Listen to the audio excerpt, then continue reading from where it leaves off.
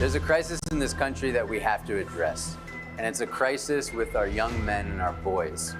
Mural rates are down, college attendance is down, while suicide rates and drug use is up. This crisis has become a crisis not just for men and boys, but for women and girls as well. Well, more young men are experiencing loneliness and disconnection. Now there's a statewide effort to support their well-being by building relationships with mentors in the community. Josh Fryday is California's Chief Service Officer. He's here to discuss the California Men's Service Challenge. Thank you so much for being with us this morning. Thank you. Wonderful to be here. You know, I have an 11-year-old stepson in my household. We talk a lot about this. I think for so many years, we have done such a great job with young women and girls saying you can be whatever you want to be. And I know even my 11-year-old says he sometimes feels pretty lost. Can you talk about this new order and kind of what it means when it comes to supporting boys and young men? Yes, and I have 3 boys as well. And what we're seeing right now in our society is unfortunately a crisis of our young men and our boys, a crisis of connection, a crisis of loneliness that is leading to some really sobering outcomes where suicide right now, young men are 4 times more likely to commit suicide than young women.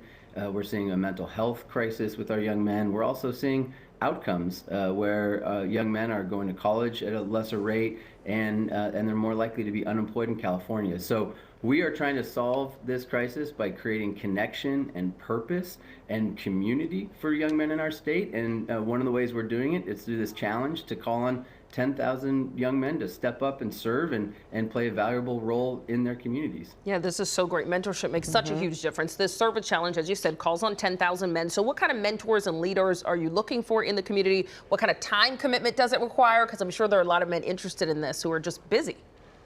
Absolutely.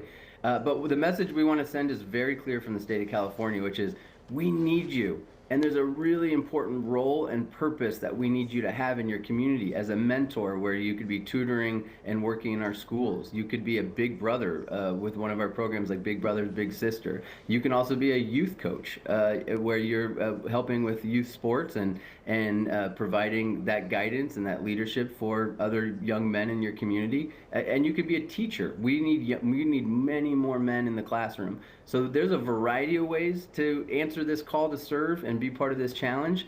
And you can do it either with one of our paid opportunities we have, or you could do it as a volunteer a few hours a week. So there's really an opportunity for everybody, and there's a chance for people to dive in right now and be part of this really important mission.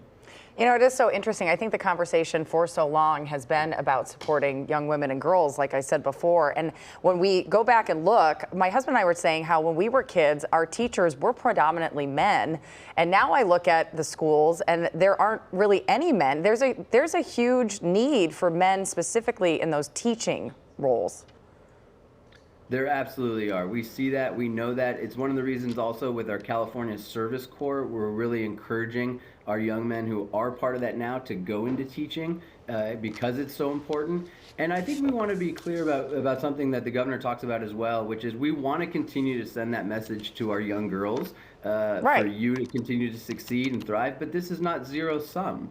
And we need to now focus on the fact that we have a whole generation of young men who feel untethered. They feel disconnected. They don't feel like they often belong. We have sobering stats like 1 in 4 young men right now under the age of 30 don't feel like they have close friends. And the question is right now, how do we build connection?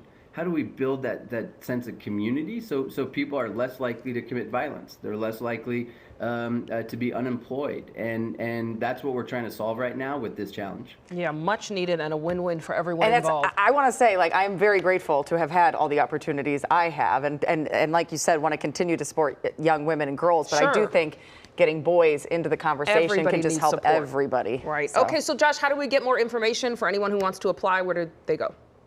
It's very easy. Go to mensservicechallenge.com, sign up, and you can find an opportunity where you can get paid to serve your community. You can also find an opportunity to be a volunteer. So we have really chances for everyone to be involved. And our hope is that young men will step up and they'll find purpose and they'll find meaning, they'll find friends, and they'll find a pathway for their life and their career through this challenge. It does go back to community, doesn't it? Thank you so much for being with us. We really appreciate it. Thank you.